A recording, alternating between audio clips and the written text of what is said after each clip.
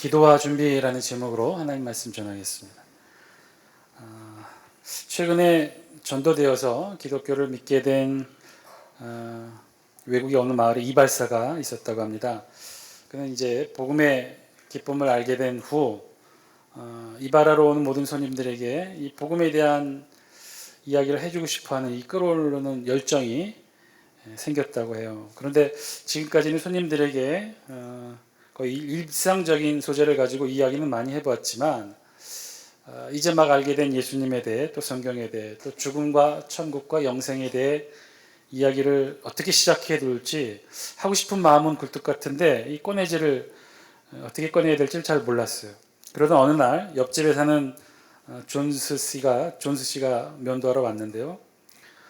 이발사는 이제 작정하고 이 사람에게도 복음을 증거해야겠다라고 생각을 하고는 이제 이야기를 꺼냅니다. 미스터 존스라고 이야기를 꺼내긴 했는데 그 다음 말이 나오지가 않는 거예요. 어떻게 예수님, 영생, 천국, 죽음 이야기를 어떻게 할까 생각이 나지 않아서 이발사는 고민하다가 벽에 걸린 가죽끈으로 면도칼을 쓱쓱 문지르면서 다시 한번 고민 끝에 이렇게 얘기했습니다. 미스터 존스, 당신은 죽을 준비가 되어 있습니까?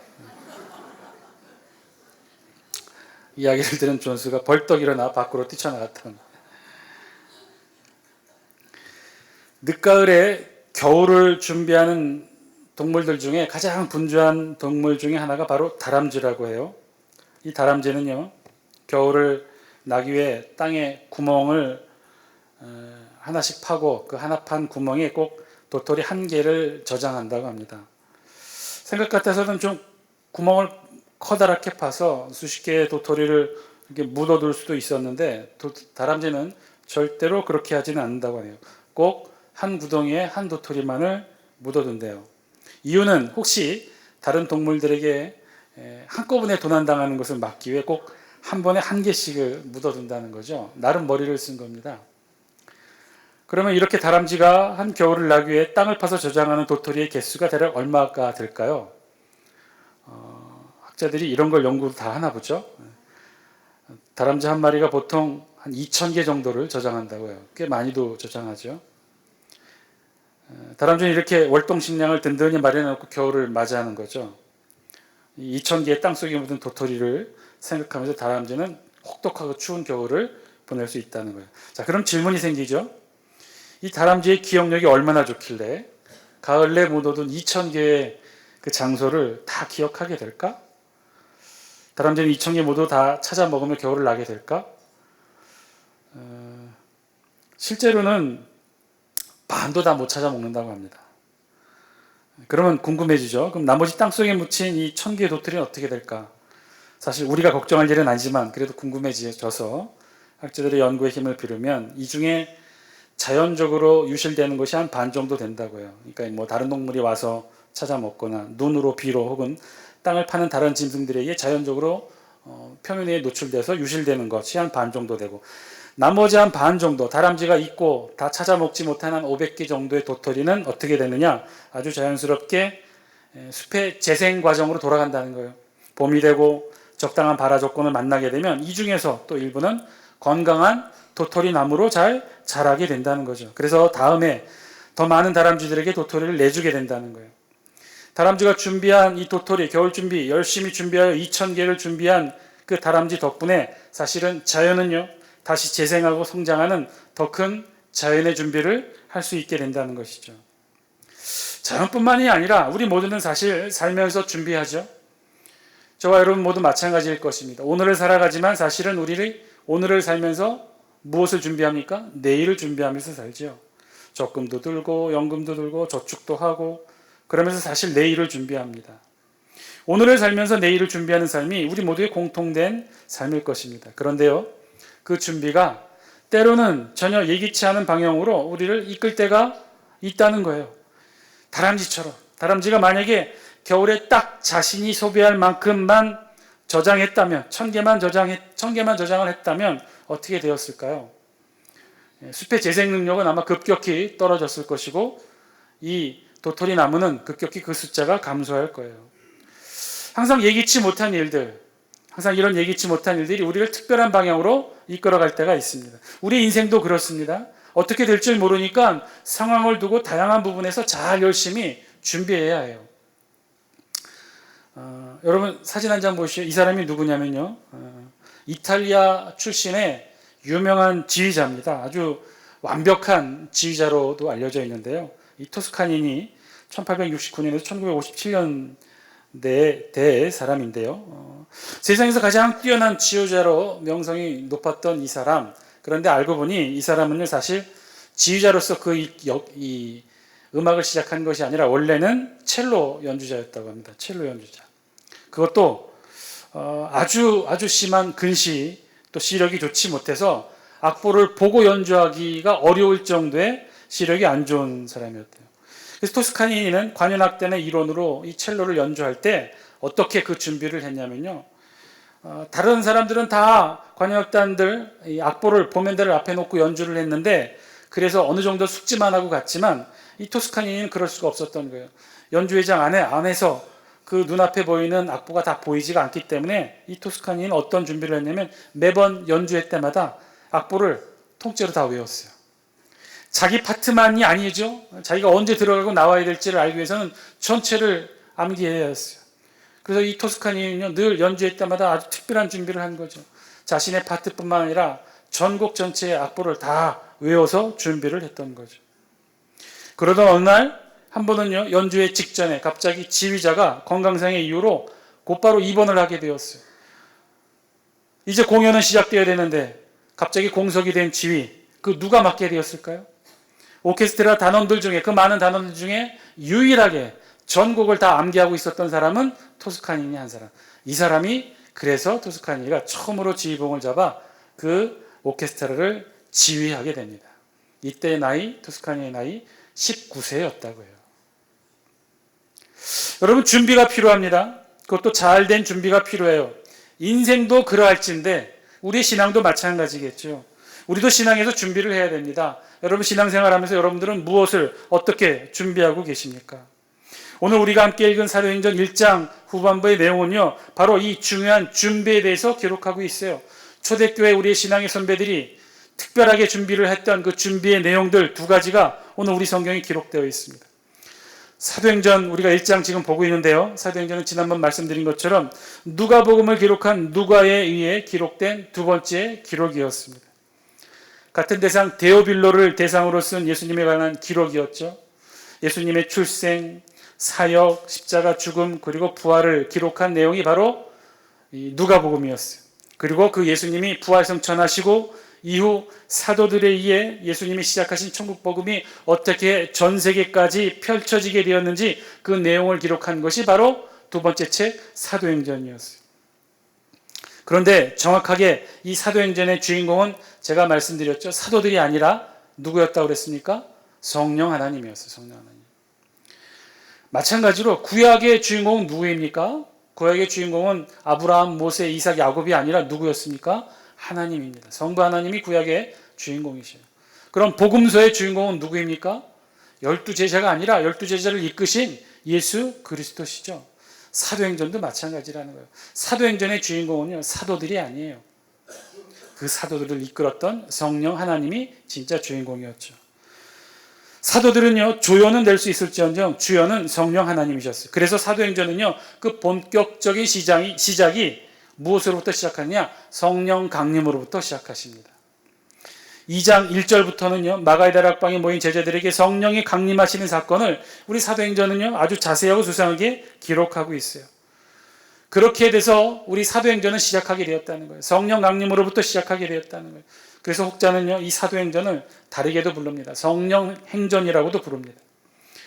이 사도행전의 본격적인 시작은 그래서 2장 1절 오순절 성령 강림으로부터 시작합니다. 자, 그러면 사도행전 1장의 내용은 무엇일까요? 1장에는 어떤 내용들이 기록되어 있을까요?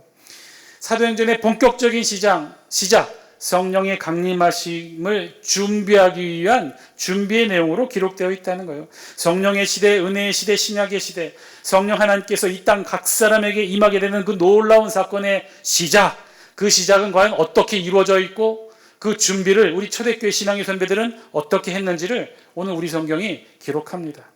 결론부터 말씀드리면요, 그 중요한 준비는 두 가지였다고 해요. 먼저 그 첫 번째 준비는 14절 말씀이에요. 우리 영상을 통해 14절 말씀 같이 함께 읽습니다. 시작. 여자들과 예수의 어머니 마리아와 예수의 아우들과 더불어 마음을 같이하여 오로지 기도에 힘쓰더라. 아멘. 첫 번째 준비는 어떤 준비를 했다는 거예요? 마음을 같이하여 오로지 기도에 힘썼다고 그랬어요. 성령의 시대, 은혜의 시대, 성령 강림, 성령 하나님께서 이 땅 가운데 모든 이들에게 임재하는 놀라운 이 사건, 구약시대에는 상상도 못할 이 사건이 이루어지기 위해 우리 초대교회 성도들은 무엇을 어떻게 준비했느냐? 마음을 같이하여 오로지 기도에 힘썼다고 그랬어요. 기도했다고 그랬어요. 그런데 자세히 보니 마음을 같이하여 기도했다고 그랬어요. 합심하여 함께 기도했다는 것이죠. 이건 개인 기도가 아니에요. 혼자 골방에 가서 기도한 것이 아니라 단체 기도, 합심 기도했다는 거예요. 자, 그러면 누구와 함께 한 기도였느냐? 우리 성경은 13절과 14절에 그 합심 기도의 참여자가 누군지를 기록하고 있어요. 14절에 우리가 읽었던 그 본문에는요, 먼저 누가 언급되었느냐? 여자들, 예수의 어머니 마리아, 그리고 예수님의 동생들이 함께 모여 기도했다는 거예요. 여기서 말하는 여자들은 누구였느냐? 예수님의 죽음과 부활을 끝까지 지켜 목도했던 복음서에 기록된 여인들이었겠죠. 막달라 마리아, 살로메, 요한나, 수산나 이런 여인들이었을 거예요. 크게는 예수님의 여성 제자 그룹들이 여기에 속해 있을 거예요.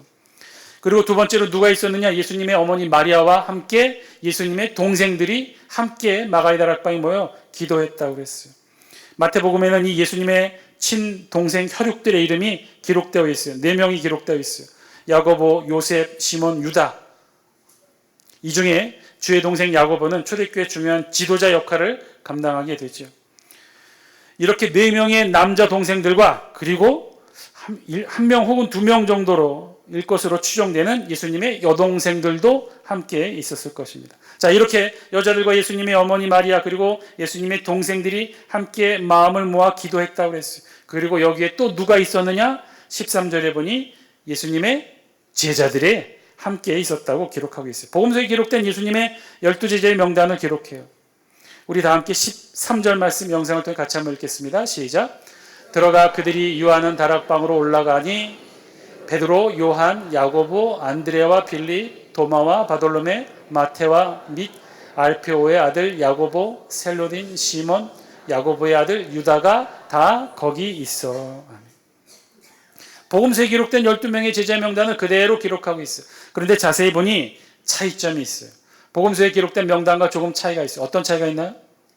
복음서에 기록된 예수님의 제자의 명단과 오늘 사도행전 1장에 기록된 예수님의 제자의 명단 중요한 큰 차이점, 어떤 차이점이 있죠? 이 중에 한 사람이 빠져있죠. 누가 빠져있습니까? 가룟 유다가 빠져있겠죠. 그렇겠죠. 예수님을 팔고는 자살을 했으니까. 지금은 그래서 12명이 아닌 11명의 명단을 기록합니다. 그런데 이것보다 더 중요한 차이점이 있어요. 복음서의 명단과 사도행전 1장에 기록된 예수님의 제자들의 명단의 두 번째로 중요한 차이점은 무엇이냐? 그 이름의 순서의 배열이 조금 바뀌었다는 거예요. 우리 원래 12제자, 예수님의 12제자의 제일 수장, 반장 역할을 한 건 누구였습니까? 베드로라고 우리 알고 있죠. 그런데 사실은요, 베드로가 두각이 되어서 앞장서서 나타나게 된 것은 오늘 사도행전 1장 후반부에 오늘 이 사건을 통해서 앞장서게 되고요. 원래는요, 베드로와 함께 세 사람이 사실은 선두 그룹으로 서로 서열을 다투었어요. 그 서열을 다툰 사람들이 누구냐? 우리 복음서에는요, 베드로, 야고보, 요한 이래서 세 사람을 기록합니다. 예수님의 12제자 중에서도요, 선두 그룹이 있었다는 거예요. 베드로만 두드러졌던 게 아니라 이 세 사람이 선두 그룹을 유지하고 있었어요. 베드로, 야고보, 요한. 복음서에는요, 이 베드로, 야고보, 요한의 순서대로 다 기록되어 있어요. 이렇게 기록된 것으로 봐 아마도 이 선두 그룹 중에서도 베드로, 야고보 이 세 사람 중에서도 그 안에서도 서열이 있었던 것 같아요. 그 서열의 1순위가 베드로고 그 다음이 야고보, 그 다음이 요한이었어요. 그런데 여러분 오늘 13절 말씀 보시면 요한 사도행전 1장에 기록된 12제자의 명단, 정확하게 11제자의 명단인데 그 순서가 조금 바뀌어 있죠. 어떻게 되어 있어요? 베드로, 야고보, 요한이 아니라 베드로, 요한, 야고보 순서죠. 이 요한과 야고보와 요한이 이 서열이 좀 바뀌었다는 거예요. 왜 이렇게 바뀌었을까? 이 미묘한 차이는 무엇일까? 야고보가 사도행전 12장에 보면요, 제일 먼저 12제자 가운데 12사도 가운데 순교하게 됩니다. 그래서 아마 초대교회에서 야곱의 역할은 제일 먼저 순교했기 때문에 미미했던 것 같아요. 그래서 그 다음 서열의 순위인 요한이 큰 영향력을 행사했던 것 같습니다. 그래서 아마 그 내용을 발견하기 위해서라도 사도행전 1장에서는 그 순서가 좀 바뀌어서 기록된 것 같아요. 자, 어쨌든 이렇게 예수님의 11제자 명단이 기록되어 있어요. 자, 13절과 14절을 보니 성령 강림을 위해 초대교회 신앙의 선배들이 준비했던 것 합심하여 기도했는데 이 자리엔 누구누구가 있었느냐?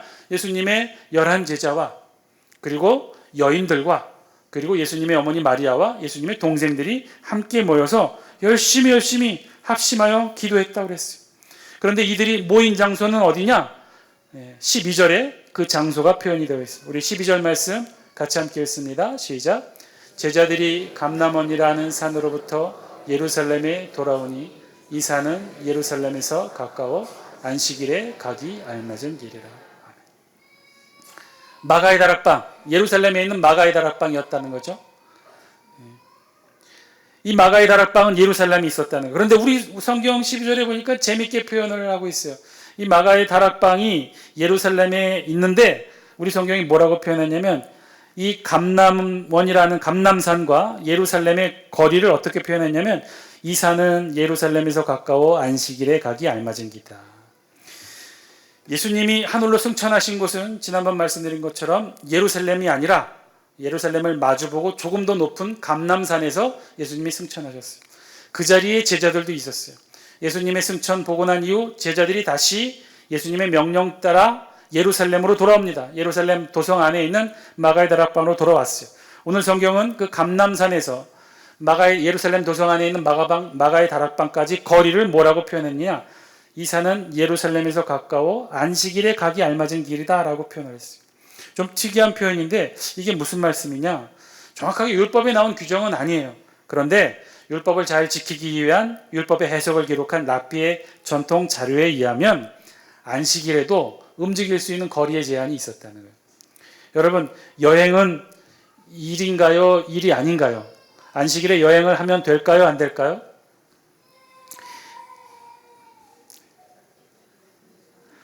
여행의 목적이 무엇이냐에 따라 조금 달라질 수는 있겠는데 그것이 뭐 일을 위한 여행이냐 아니면 뭐 여가를 즐기기 위한 여행이냐 뭐 이런 거에 따라 다르게 우리는 그 여행의 내용을 구분할 수는 있겠으나 기본적으로 여행은요 일이라고 보았던 거예요.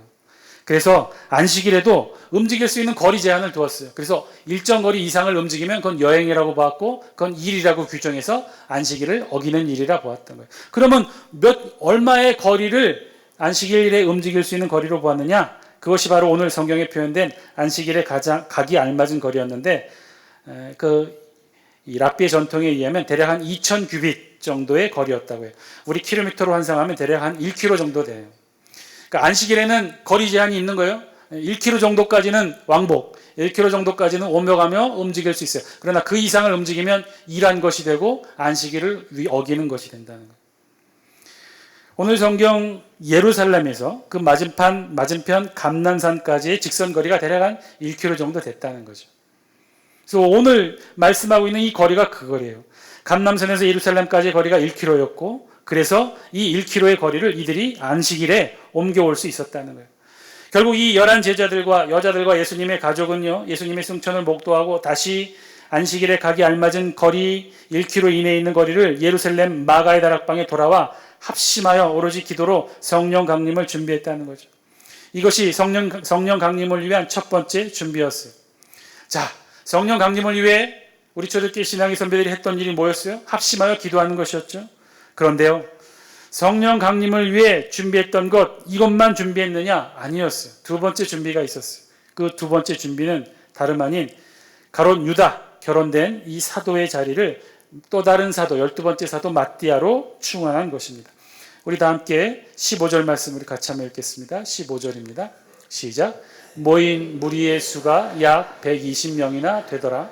그때 베드로가 그 형제들 가운데 일어서서 이르되 아멘.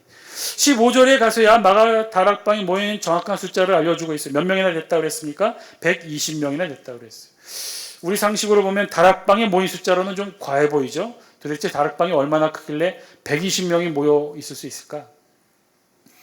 우리 동양의 개념의 다락방의 그런 개념은 아니고요. 유대 사회에서 다락방은요, 보통 본인들이 살고 있는 생활 공간은 1층이었고요. 그 2층에 손님들을 위한 주거 공간을 따로 만들어 놨어요. 평상시에는 거기에 뭐 짐을 두고 뭐 이렇게 다른 공간으로 사용하다가 손님이 오면 그 공간을 내어줘서 살 수 있게끔 해줬던 곳이 바로 이 다락방이라는 공간이에요. 그래서 마가의 다락방 아마도 추측컨대 부유층이었고, 그래서 꽤 넓은 2층에 손님들을 위한 접대 공간이 있었고, 이곳에 마가의 다락방으로 120명이 모였던 거예요. 자, 그러면 추정을 해보죠.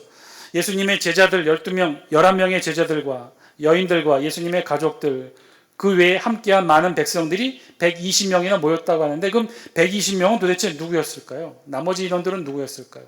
아마도 추정컨대 예수님 주변에 있었던 70인 제자 그룹들, 그 또 주변에 있었던 비밀 제자 그룹들, 또 더 넓게 있었던 여성 제자 그룹들도 함께 모여 마가의 다락방에 모여서 합심하여 기도를 했던 것 같아요. 그리고 이들이 모여서 기도만 한 것이 아니라 아주 중요한 결정을 합니다. 그 내용을 이제 베드로가 쭉 설명을 한 거예요. 그 내용은 가롯 유다로 인해 결혼이 생긴 예수님의 12제자 가운데 한 자리를 보충했다는 거예요. 보충한다는 그 구체적인 이유와 당위성에 대해서 설명을 하고 이제 구체적인 방법을 이렇게 제시합니다. 우리 21절, 22절 말씀 우리 영상을 통해 같이 한번 읽습니다. 시작. 이러함으로 요한의 세례로부터 우리 가운데서 올려져 가신 날까지 주 예수께서 우리 가운데 출입하실 때 항상 우리와 함께 다니던 사람 중에 하나를 세워 우리와 더불어 예수께서 부활하심을 증언할 사람이 되게 하여야 하리라 하거늘. 아멘. 결혼할 보충할 사도의 자격에 대해 베드로가 이야기하고 있는 거죠. 몇 가지 조건을 제시했어요. 2가지 조건이요. 첫 번째는 기간이에요.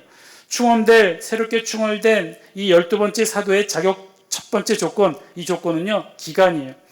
요한의 세례로부터 예수님의 승천식까지 항상 자신들과 제자들과 함께 다니던 사람 중에서 해야 된다.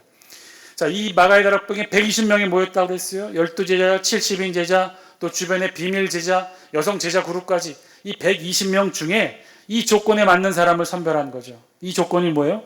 요한의 세례로부터 예수님의 승천까지 함께 있었던 사람. 자세히 보면요, 이 조건이 엄격했어요. 왜냐? 예수님의 세례로부터 시작했다는 거예요. 예수님이 복음을 전하고 오병이어의 기적을 베풀을 때 예수님께 나와 함께 70인 제자, 더 많은 제자 그룹에 속했던 사람은 자격 조건이 된다, 안 된다? 안 된다는 거예요. 요한의 세례가 언제부터인가요? 예수님이 천국 복음을 전파하기 직전부터, 그 전부터 시작한 거예요. 그러니까 꽤 일찍부터 예수님을 따라다녔던 사람들 중에 예수님이 12사도로서의 자격 조건을 둔 거예요. 그러니까 120명이 모여있지만 그 중에서 이 자격 조건, 기간의 조건에 합당한 사람은 많지 않았을 거예요. 2번째 조건은 무엇이었느냐? 이 2번째 자격은요, 예수님의 부활을 증언할 사람, 즉 예수님의 부활을 목격한 사람이었어요. 우리가 알고 있다시피 예수님께서 십자가에 못 박혀 달려 돌아가시고 그리고 부활하시기까지 상당수의 제자들이 떠났어요.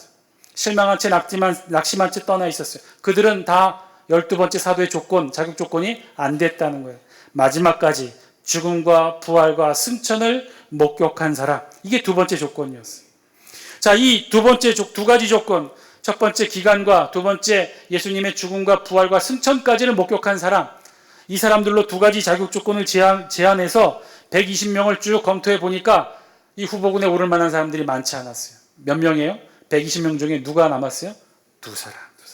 요셉과 마띠아. 이 2가지 조건에 합당한 사람은 2사람이었어요. 우리 성경이 이 2사람을 놓고 어떻게 선택하느냐? 24절부터 26절입니다. 우리 영상을 통해 함께 읽습니다. 시작. 그들이 기도하여 이르되 무사람의 마음을 아시는 주여, 이 2사람 중에 누가 주님께 택하신 바 되어 봉사와 및 사도의 직무를 대신할 자인지를 보이시옵소서. 유다는 이 직무를 버리고 제 곳으로 갔나이다 하고 제비 뽑아 마띠아를 얻으니 그가 11사도의 수에 들어가니라. 아멘. 아주 치밀하고 엄격한 자격 조건을 둬 2사람으로 후보를 압축하고는 기도를 했다는 거예요. 뭐라고 기도를 했어요? 무사람의 마음을 아시는 주님, 이 2사람 중에 누가 주님께서 택하신 사도가 되겠습니까? 보이시옵소서. 그리고 제비를 뽑아 마띠아, 12번째 사도를 선택했다는 거죠. 전에도 말씀드렸다시피 우리 성경적 선택의 방법은 선거가 아니라 제비뽑기였어요. 아이고 목사님 어떻게 제비로 사람을 정하고 선택합니까? 이거 원시적인 방법 아닙니까? 과연 그럴까요? 현대의 다양한 투표나 민주적 절차에 익숙한 우리로서는 그렇게 이 제비뽑기가 그렇게 느껴질 수가 있는데요. 그런데 중요한 것은 관점의 차이인 것 같아요. 오늘 제비뽑기를 통해 12번째 사도 마띠아를 선출하게 된 것, 그것 무엇 때문에 그때 무엇이라고 기도했습니까? 이 12번째 사도의 선출의 주체가 누구인지 우리 성경이 이를 분명히 했어요. 누구의 선택으로 마띠아를 뽑게 해달라고 기도했습니까? 24절. 이 두 사람 중에 누가 주님께 택하신 바 된 사람인지. 우리 성경의 선택의 기준은 분명해요. 그 선택의 기준은 하나님이었다는 거예요. 하나님이시라면 누구를 선택하시겠습니까? 그 선택의 기준으로 알려주십시오. 만약에 인간의 선택의 기준이었다면 마가의 다락방에 모였던 초대교회 창립 멤버 120명이 선택의 기준이었다면 이 120명 놓고 투표했을 거예요. 그런데 그렇지가 않았다는 거예요. 선택의 기준은 마가의 다락방에 모인 초대교회 창립 멤버 120명이 아니라 하나님이었다는 거죠. 하나님이 선택하실 방법으로 선정해달라. 그러니까 이들의 방법은 이런 거였어요. 치밀하게 그 자격 조건을 선정해서 치밀하게 후보군을 정한 다음에 2명으로 압축한 다음에 누가 되든지 상관없이 정말 2사람으로 압축한 다음에 마지막에 최종 결정을 어떻게 한 거예요? 하나님이 하실 수 있도록 올려드린 거죠. 가능한 한 인간의 선택의 의지를 배제하는 방법으로 제비뽑기를 한 거예요. 이 제비뽑기의 방법도요, 누가 번호를 적어서 넣은 그 표 안에 누가 인간이 손을 넣어 뽑은 것이 아니었어요. 그렇게 한 방법이 아니었어요. 이 고대 제비뽑기 방법은요, 어떻게 했냐면, 고대 방법은요, 번호를 적던 순서를 적던 기호를 적던 표시가 되는 것들을 적어놓고 거기에 어디다 적어놓냐면요, 이 고대인들이 썼던 투구, 전쟁 시에 썼던 투구, 이 헬멧 안에 넣고 방법은 어떻게 했냐면 이 제비뽑기 하는 방법은 누군가 손에 넣어서 뽑는 게 아니라 이것도 어떤 개인의 인간의 영향력이 직간접적으로 영향을 미칠 수 있다고 판단해서 이 방법도 아니라 투구를 안에 놓고 이 안에 있는 거를 막 흔듭니다. 흔들어서 어떻게 해요? 이 중에 하나가 떨어질 때까지. 그래서 그 하나로 선택했던 거예요. 그 하나가 누구였어요? 마띠아. 철저하죠. 자, 결국 성령 강림을 위해 우리 초대교회 공동체가 했던 일은 2가지였다고 그랬어요. 마음을 같이하여 오로지 기도에 합심하여 합심 기도를 했고요. 2번째, 기도만 한 것이 아니라 제비뽑기를 통해 하나님의 방법으로 12번째 사도 마띠아를 선출했어요. 이것이 오순절 성령 강림을 위해 초대교회가 했던 준비였다고 그랬습니다. 사랑하는 장수교 성도 여러분, 오늘 말씀을 통해 하나님이 주시는 음성 저와 여러분들이 들을 수 있게 되길 바랍니다. 신약시대 새로운 신약을 열었던 정말 중요한 사건, 성령 강림 사건, 이 땅의 성령의 시대, 은혜의 시대를 시작하게 됐던 그 중요한 사건의 준비, 성령 하나님께서 이 땅에 오시는 그 준비를 우리 초대교회 신앙의 멤버들은 어떻게 했느냐? 2가지를 했다는 거예요. 기도를 하고 마띠아를 선출했다. 오늘 말씀이 주시는 의미를 저와 여러분들이 깨달을 수 있었으면 좋겠습니다. 오늘 성경이 주시는 말씀은요, 우리 신앙의 선배들이 기도만 한 것이 아니었다는 거예요. 꼭 해야 할 일을 했다는 거예요. 사랑하는 장수교 성도 여러분, 오늘 말씀이 저와 여러분들에게 주신 하나님의 음성 들을 수 있게 되길 바랍니다. 기도만 한 것이 아니었어요. 기도와 더불어 꼭 해야 될, 마땅히 해야 될 일 저들이 했다는 거예요. 여러분 상상해 보세요. 120명이 모였어요. 뜨거운 열정으로 기도하고 부르짖고 기도합니다. 저들이 정신이 있었겠습니까? 며칠 전에 예수님이 죽으셨고 또 얼마 전에 예수님이 부활하셨고 그리고 승천하셨고 또다시 죽음의 고장 이 예루살렘 도성 안으로 이들이 왔어요. 마가의 다락방에 모였어요. 불안함과 공포 속에 이들이 있었어요. 그런데 예수님이 말씀하셨던 성령 하나님을 기다리래요. 이들이 기도하였어요. 두려움과 떨림 속에 기도하면서 막 하나님 앞에 기도합니다. 사실은 저희들 같았다면, 저 같았으면 그랬을 것 같아요. 그냥 두려움에 떨어 기도만 했었을 것 같아요. 그런데 우리 초대교회 신앙의 선배들은요, 기도만 한 것이 아니었어요. 무엇도 했어요? 12명의 사도 중에 1명의 결혼, 이 마띠아를 이들이 모여서 하나님의 방법으로 12번째 사도를 선출합니다. 굳이 이때 이걸 해야 될 필요가 있었을까? 굳이 이 상황에서 이들이 이렇게 해야 될 필요가 있었을까? 아니요. 그들은 이 일을 했어요. 왜냐? 하나님이 원하시는 일이었기에 그들은 더 이상 미루지 아니하고 성령 하나님이 오시기 전에 가장 중요하고 완벽한 준비를 합니다. 첫 번째 기도로 준비했고요. 꼭 마땅히 해야 될 일들을 저들이 했어요. 미루지 않았어요. 나중으로 미루지 않았어요. 초대교회가 좀 더 잘 되고 부흥되고 그때 미루지 않았어요.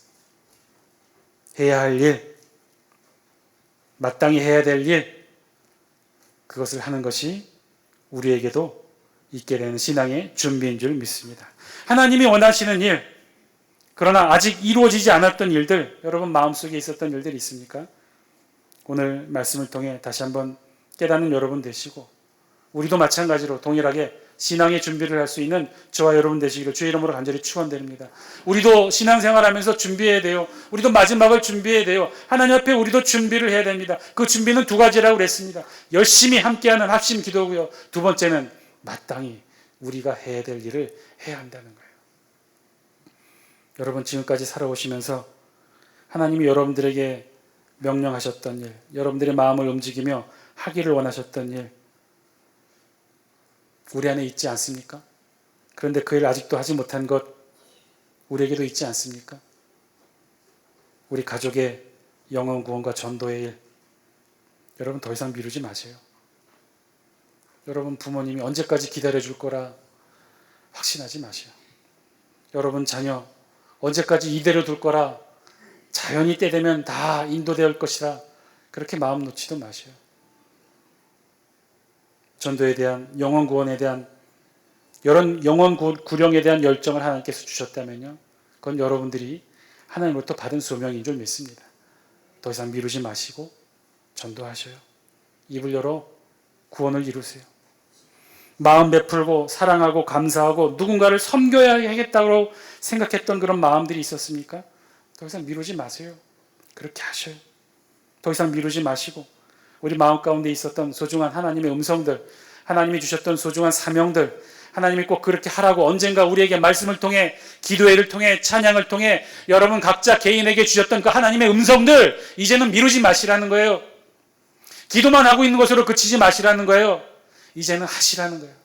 미루지 마시고 마땅히 우리가 해야 될 소중한 일들 다 이루어내시면서 우리에게도 온전하고 합당한 신앙의 준비를 이루어내는 우리의 신앙 되게 하여 주옵소서. 남은 여생 이렇게 기도하시며 살아가시는 여러분 되시길 주의 이름으로 간절히 축원드립니다. 기도하겠습니다.